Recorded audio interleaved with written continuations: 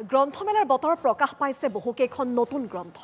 গ্ৰন্থমেলাৰ বাকৰিত শনিবাৰে উন্মোচন হয় ডক্টৰ অখিল ৰঞ্জন দত্তৰ এখন নতুন গ্ৰন্থ।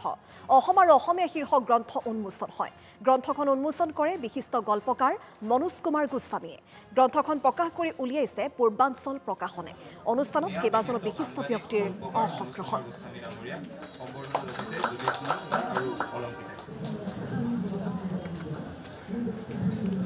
আমি পুনে পুনে নবীন বৰুৱা ছাৰৰ আদৰণি বক্তৃতা তুলে যাব বিচাৰিছোঁ।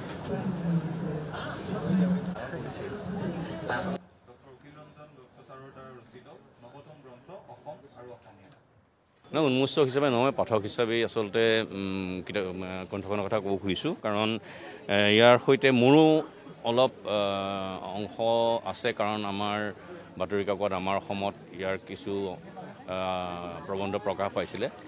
আৰু এই আটাইবোৰ সংকলিত কৰাটো বহুত গুৰুত্বপূৰ্ণ কথা, কাৰণ পাঠকে একেলগে যে গোটেইখিনি কথা পালে। আৰু এই সময়ত য'ত আমি অসমীয়াৰ সংজ্ঞা লৈ, অসমৰ জনগোষ্ঠী লৈ, অসমৰ বিভিন্ন ডেম'গ্ৰাফিক কথা লৈ পেলাই বিতৰ্ক হৈ আছে, বা অসমৰ ভাৰতীয় মূলৰ আৰু অসমীয়া মূলৰ এই যে এটা আলোচনা চলি আছে, তাৰ মাজত এই কিতাপখনে হয়তো মানুহক কিছুমান বিভ্ৰান্তি দূৰ কৰিব পাৰিব, মানুহক কিছুমান নতুন তথ্য বা নতুন দৃষ্টিকোণৰ পৰা চাব পৰা ব্যৱস্থা কৰি দিব পাৰিব।